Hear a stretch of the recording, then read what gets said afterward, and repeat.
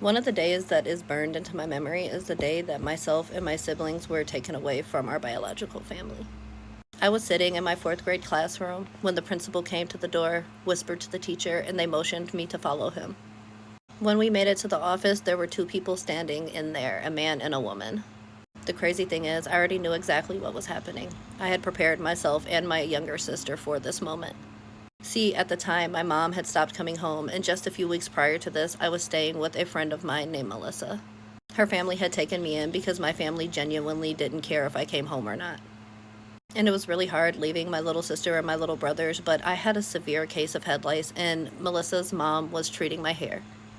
The man and the woman spoke to me briefly and asked me if I understood what was going on, and I told them yes. I told them that they were going to take me and my siblings away from my mom. The man looked down with this really sad look on his face, and the woman grabbed my hand and we walked out to the van. The school was only about 5 to 7 minutes away from where I lived. We pulled into the driveway and then walked into the trailer, met by my sister's father, who was sitting on the couch, 2 babies already in car seats.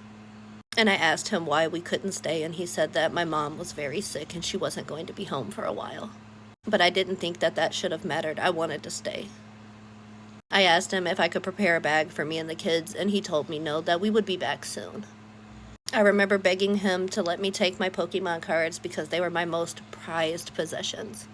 I remember grabbing my little sister by her hand and telling her everything was going to be okay, and that I was going to take care of everything. I held her hand as we walked down the stairs and were loaded into the van. My sister and my youngest brother in the back, me sitting next to my middle brother.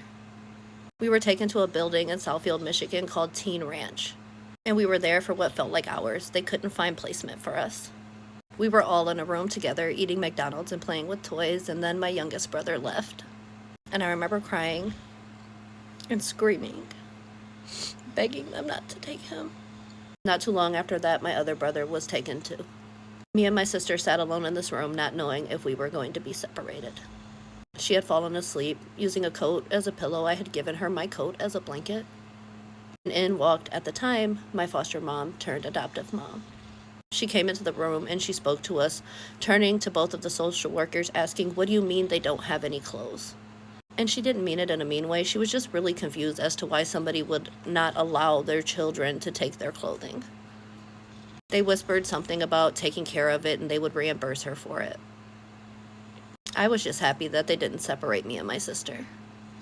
We were only there for a few days before we were placed into another foster home because we had a severe case of lice infestation and my adoptive mom just wasn't equipped to treat it. So we went to another foster home temporarily so that it could be treated. We were there about 3 weeks maybe, and then we were placed back with my original foster mom. I don't want to make this video super long. It's already 3 minutes long. If you want to hear more, let me know.